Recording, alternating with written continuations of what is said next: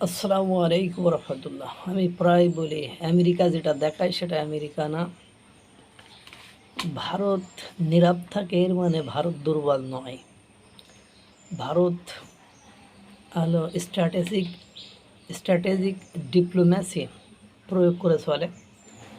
তারা যেখানে সুই যায় না সেখানে বাস দিতে সক্ষম একটি রাষ্ট্র। আপনি তাকে বাইরে থেকে যতটা দুর্বল মনে করবেন সে ততটা দুর্বল নয়। আজ আমেরিকা ইরানের সাথে যুদ্ধ, ইউক্রেনকে সহায়তা করা, সেক্ষেত্রেও একটা যুদ্ধ বলা যেতে পারে। বিভিন্ন কর্মকাণ্ড যখন চালাতে ব্যস্ত, তখন গোলা বারুদের সংকট দেখা দিয়েছে আপনার আমেরিকার। কারণ আমেরিকা দীর্ঘদিন ধরে বিশ্বের সবচেয়ে বড় অস্ত্র রপ্তানিকারক দেশ হিসাবে স্বীকৃত।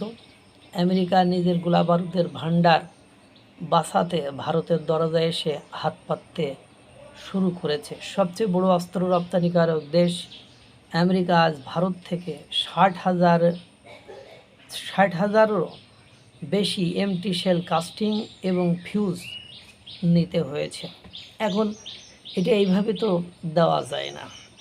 সেক্ষেত্রে ভারত ওই যে কৌশল অবলম্বন করে এমন পদ্ধতি অবলম্বন করে দিয়েছে যে ভারতের কোনো সমস্যা হবে না।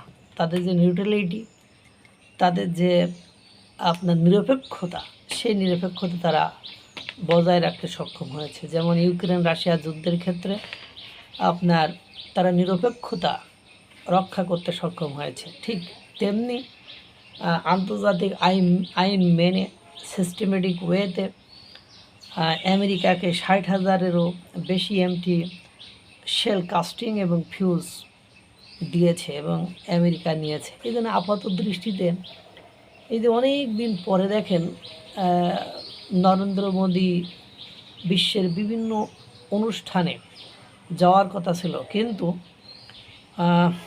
ডোনাল্ড ট্রাম্পের সাথে সম্পর্ক ভালো না হওয়ার কারণে এত দাওয়াত এত কিছু হওয়ার পরও সেখানে প্রতিনিধি জয়শঙ্কর, অজিত দোভাল সহ বিভিন্ন লোককে সে নরেন্দ্র মোদী পাঠিয়েছে, কিন্তু নরেন্দ্র মোদী সেখানে অ্যাটেন্ড করে নেয়। লাস্ট যেখানে অ্যাটেন্ড করেছে সেখানে যে ডোনাল্ড ট্রাম্পের সাথে তার বৈঠক হয়েছে, আপনাদের মনে আছে? তার আগেই ভারতে আয়োজিত মার্কিন যুক্তরাষ্ট্রের স্বাধীনতা দিবস 250তম স্বাধীনতা দিবস উপলক্ষে আপনার আর্টিফিশিয়াল ইন্টেলিজেন্সের মাধ্যমে মানে সেখানে ডোনাল্ড ট্রাম্প বলেছিল নরেন্দ্র মোদী আমার বন্ধু, সে যা চায় তাই হবে।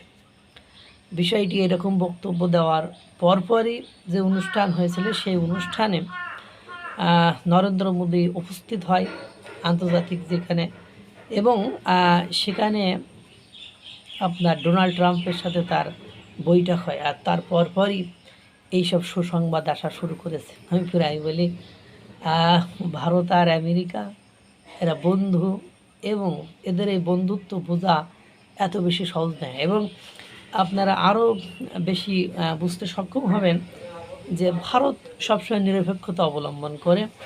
ভারত দেখেন ইরান আমেরিকা আর ইসরায়েলের যুদ্ধে না ভারত ইরানের বিপক্ষে, না ইসরায়েলের বিপক্ষে, না আমেরিকার বিপক্ষে, সবার সাথে ব্যালেন্স করে চলছে।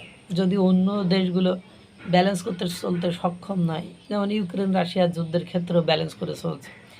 তো এরকম ভারত হলো বুদ্ধির খেলা খেলে, তাদের সাথে খেলে পড়াটা অত সহজসাধ্য কোনো ব্যাপার নয়। আল্লাহ তাআলা সকলকে ভালো রাখুন, সুস্থ রাখুন। আসসালামু আলাইকুম ওয়া রাহমাতুল্লাহ।